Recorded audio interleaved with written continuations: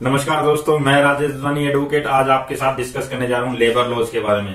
दोस्तों, labour laws Bharat में काफी पुराने हैं और पर्टिकुलरली लेबर लॉज का मतलब ये नहीं कि कोई लेबर लॉज बोल के कोई एक्ट है। लेबर लॉज के अंतर्गत कई सारे एक्ट हैं जो कि किसी भी फैक्ट्रीज में या इंडस्ट्री में या कहीं शॉप्स एंड एस्टेब्लिशमेंट में लेबर्स के जो काम करने की परिस्थितियां हैं, वेजेस है, सैलरीज है या उनके जो आवर्स हैं काम करने के, उन सबको निर्धारित करते हैं। फ्रेंड्स, मैं आपको एक चीज बता दूं कि भारत में जो है दो तरह की लेबर है, एक ऑर्गेनाइज्ड और एक अनऑर्गेनाइज्ड लेबर। ऑर्गेनाइज्ड लेबर का मतलब ये है कि जो भी लेबर किसी भी इंडस्ट्री में या फैक्ट्री में या गवर्नमेंट में काम करती है, जिसके अंतर्गत उनके पीएफ, ग्रेजुएटी, ईएसआई इत्यादि के डिडक्शंस होते हैं, यानी वो रोल में आती है, वो उनके ऊपर में सारे के सारे जो कानून बने हुए भारत में वो लागू होते हैं। लेकिन दोस्तों, ऐसे लोगों की परसेंटेज सिर्फ 10% है भारत में। बाकी 90% लोग अनऑर्गेनाइज्ड सेक्टर से आते हैं, यानी कि भारत की जो मैक्सिमम लेबर है वो अनऑर्गेनाइज्ड सेक्टर में काम करती है,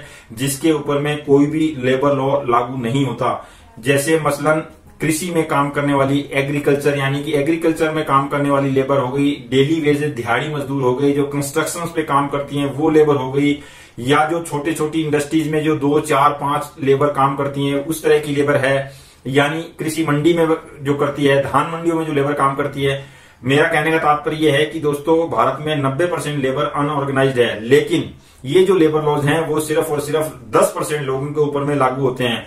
और आज आप ये चीज देख रहे होंगे कि लॉकडाउन के दौरान में जो लेबर बड़े बड़े शहरों से निकल के जा रही है वो वही लेबर है जो अनऑर्गेनाइज्ड सेक्टर में आती है। ये समस्या जब तक भारत में ये लॉकडाउन नहीं हुआ था, ये पेंडेमिक जो कोरोना बीमारी है वो नहीं आई थी, तब तक इस बात का एहसास भी नहीं था दोस्तों लोगों को कि भारत में किस लेवल पे अनऑर्गेनाइज्ड लेबर काम कर रही है। ये जो लेबर होती है इनकी कोई सेफ्टी, सिक्योरिटी या इनकी किसी तरह की वेजेस, सैलरी निर्धारित नहीं होती। ये रोज खाते हैं और रोज कमाते हैं। तो इस तरह की लेबर को कंट्रोल करने के लिए भारत में कोई लॉ नहीं है, और इसी का नतीजा ये हुआ कि कोरोना जैसी बीमारी में भी लोग अपनी जान हथेली पे लेकर एक जगह से दूसरी जगह जाने को मजबूर हैं। वो इसलिए हैं क्योंकि उनके पास में न रहने को है, न खाने को है, और यहां तक कि जो एक 2 एम्प्लॉय जो काम भी करते थे उनको उनके मालिकों ने निकाल दिया है। और उनका निकालने का जो कारण है वो भी वाजिब है, क्योंकि 20-20, 25-25 दिन से कोई काम नहीं हो रहा था फैक्ट्रियों में। दोस्तों, लेबर लॉज है उसको निर्धारित करने के लिए एक इंडस्ट्रियल डिस्प्यूट 1947 का एक्ट आया। वो इंडस्ट्रियल डिस्प्यूट जो 1947 का एक्ट आया वो बेसिकली इस चीज के लिए ऊपर में था कि जब कोई व्यक्ति इंडस्ट्री में काम कर रहा है तो उसके 2 कारणों से ज्यादा झगड़े होने की संभावना होती है। पहला वेजेस को लेके और दूसरा वर्क को लेके। वेजेस का मतलब ये हो गया कि उसको कितनी तनख्वाह मिलनी चाहिए, और वर्क को मतलब ये हो गया कि उसको कितनी घंटा काम करना चाहिए। तो ये 2 मेन इश्यू थे। उसके बाद में दोस्तों फिर वेजेस एक्ट आया, फिर मिनिमम वेजेस एक्ट आया। मिनिमम वेजेस एक्ट की तहत ये निर्धारित होता है कि किसी भी व्यक्ति को किसी भी काम के बदले में मिनिमम रुपए तो इतने मिलने ही चाहिए। जैसे आज मनरेगा के लिए 176 रुपए डिसाइड किए हुए हैं, उसी तरह से स्टेट गवर्नमेंट्स को भी एक पावर दी गई मिनिमम वेजेस एक्ट के तहत कि वो अपने अपने क्षेत्रों में जो लेबर ऑर्गेनाइज सेक्टर में काम कर रही है उनका एक मिनिमम वेज जो है निर्धारित कर दे।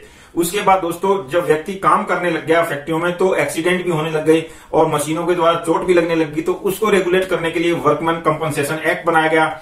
अब उस वर्कमैन कंपनसेशन एक्ट के दौरान में उसको एक लमसम अमाउंट एक्सीडेंट के दौरान प्रोवाइड कराया गया। जब अगर एक्सीडेंट हो गया तो उसको ट्रीटमेंट देना जरूरी है, तो उस ट्रीटमेंट को देने के लिए फिर दोस्तों ESIC एक एम्प्लॉय स्टेट इंश्योरेंस एक्ट बनाया गया, जिसके तहत में किसी भी जो एम्प्लॉय है, जो लेबर है, जो ऑर्गेनाइज सेक्टर में काम कर रहा है, उसका एक पर्टिकुलर कार्ड बनता है। उस कार्ड के तहत वो किसी भी ESIC के हॉस्पिटल में ट्रीटमेंट ले सकता है। अब तो उसको किसी भी अन्य हॉस्पिटल में भी ट्रीटमेंट लेने की सुविधा मिलने लग गई। उसके बाद दोस्तों फिर एक मैटरनिटी बेनिफिट बनाया गया, यानी कोई भी वुमन, महिला जो है कार्य क्षेत्र में काम कर रही है तो उसके प्रेगनेंसी के दौरान, पहले ऐसा कोई नियम नहीं था कि वो प्रेगनेंसी के दौरान में छुट्टी भी ले सके और उसकी सैलरी ना कटे। पहले ये 3 महीने का नियम किया गया कि 3 महीने तक उसको छुट्टी मिल सकती है, लेकिन 2019 में इसको बढ़ा के 6 महीने का किया गया ताकि 6 महीने तक वो अपने घर पे रह के बच्चे की देखभाल कर सके और उसको मैटरनिटी की बेनिफिट पूरी मिल सके, पूरी सैलरी विदाउट लीव। उसके बाद में दोस्तों ग्रेचुइटी एक्ट बनाया गया, बोनस एक्ट बनाया गया ताकि रिटायरमेंट के बाद में व्यक्ति को ग्रेचुइटी के रूप में एक लमसम अमाउंट मिल सके। बोनस एक्ट बनाया गया ताकि किसी भी व्यक्ति को साल में एक बार दिवाली या कोई भी स्टेट के हिसाब से उसको एक लमसम 1 मंथ सैलरी का अमाउंट मिल सके ताकि वो अमाउंट से अपना घर का कोई भी एक्स्ट्रा जो एक्सपेंसेस है वो उसको हैंडल कर सके। उसके बाद दोस्तों एक चाइल्ड लेबर एबोलिशन एक्ट भी आया, ताकि किसी भी तरह की चाइल्ड को कोई भी व्यक्ति अपने कारखाने में नियुक्त ना करे। और specifically MC Mehta versus union of India के केस में हैजार्डस इंडस्ट्रीज यानी जो नुकसानदेह इंडस्ट्रीज है, जहां पर गैसेज वगैरह का काम होता है, वहां पे चाइल्ड लेबर को बिल्कुल प्रोहिबिट किया गया।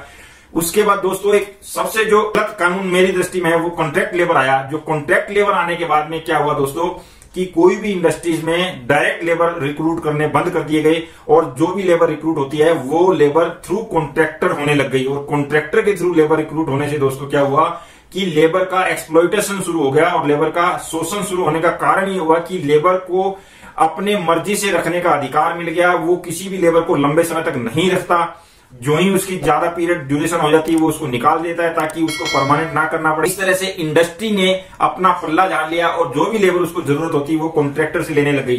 तो दोस्तों इन सब कानून को बनाने का मुख्य उद्देश्य यही था कि लेबर को सुरक्षा, रक्षा और उसकी जो फैक्ट्री में रहने की स्थितियां हैं उसको कंट्रोल किया जा सके, उसका किसी तरह से एक्सप्लॉयटेशन ना हो।